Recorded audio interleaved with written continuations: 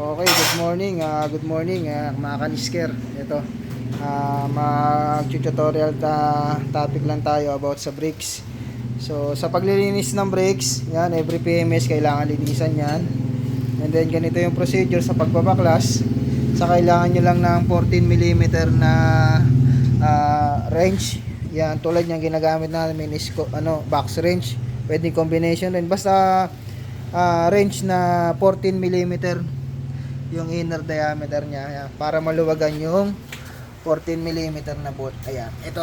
So, ang tatanggalin nyo lang yung nasa baba. So, ayan, tanggalin mo. Ayan. So, ang pagluluwag, ang luwag niyan, counterclockwise. Clockwise naman, yung pag-iikpit.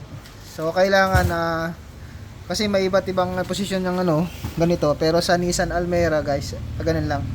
Ganun. So, ayan. Pag natanggal nyo na tong bolt, caliper bolt, itaas nyo na.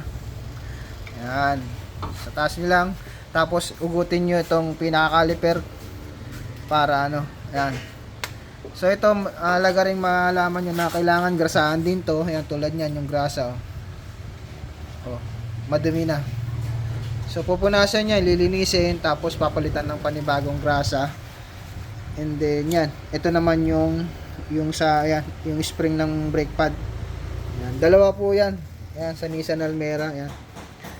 Yan, purpose o trabaho ng dalawa na to, para kapag nag-release ka ng brakes, mag-release yung brake pad doon sa rotor disc. Yan. So, expander ang tawag dyan. So, ayan yung brake pad. Ayan.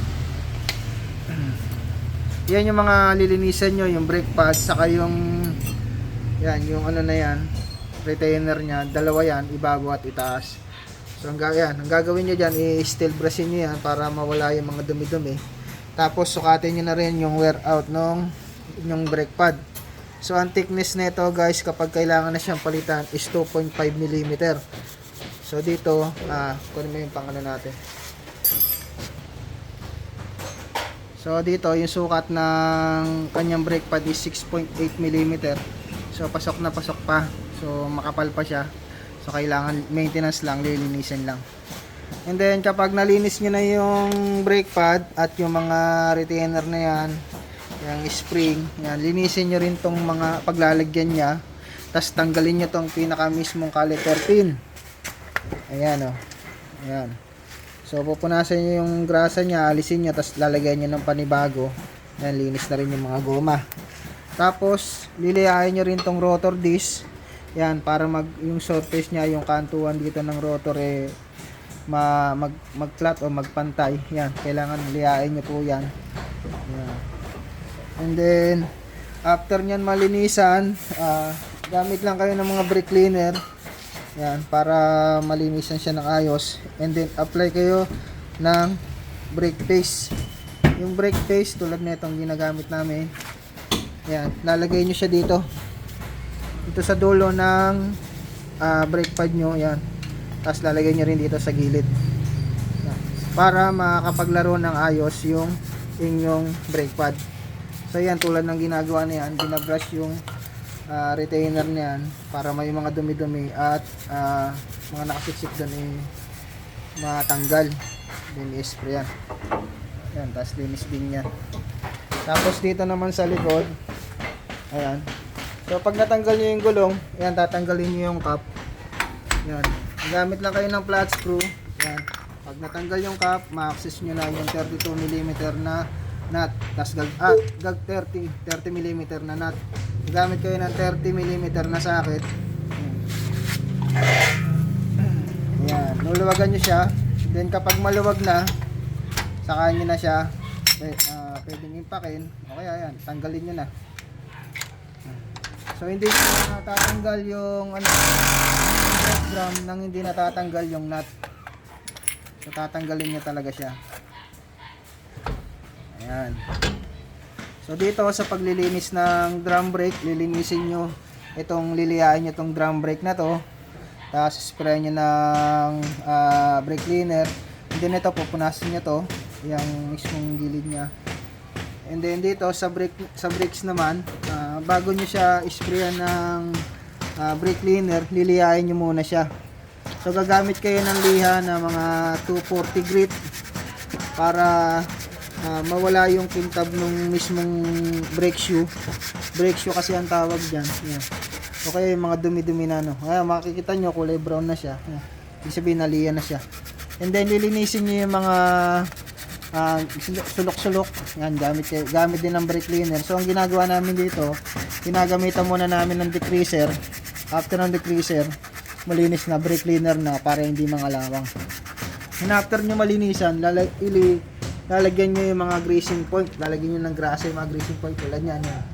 Diyan banda. Yan, dyan din banda. Lalagyan nyo ng grasa yan. So ang ginagamit ng grasa dyan, yung tulad nung sa brake grease yan. Or high temperature grease para hindi malusaw. So kapag nalinis nyo na, nalagyan nyo ng grasa at binalik nyo, ito guys na 30mm na nut na tinanggal nyo, kung meron kayong torque wrench mas maganda, iikpitan nyo lang siya ng 110 foot-pounds or 150 Newton meter. Yan. Kapag binalik nyo yung drum brake at itong nut ay iikpitan.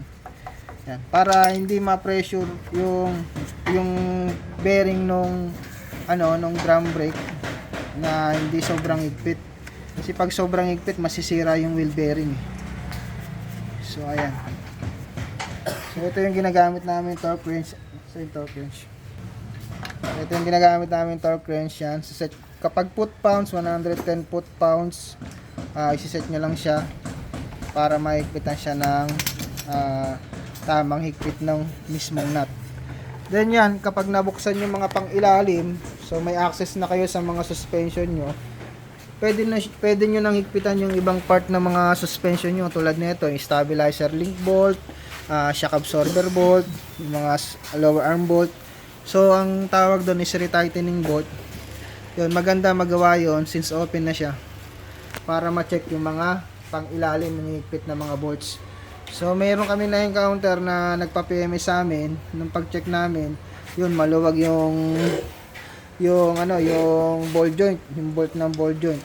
So buti na lang hindi natanggal kasi delikado pag natanggal yan, ma-out of control na yung under ng sasakyan nyo kapag tumatakbo.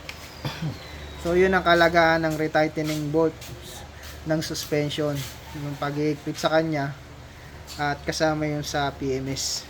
So ayan, maraming salamat at share ko ang video na to para maraming car owner ang matuto about sa mga basic maintenance ng inyong mga sasakyan.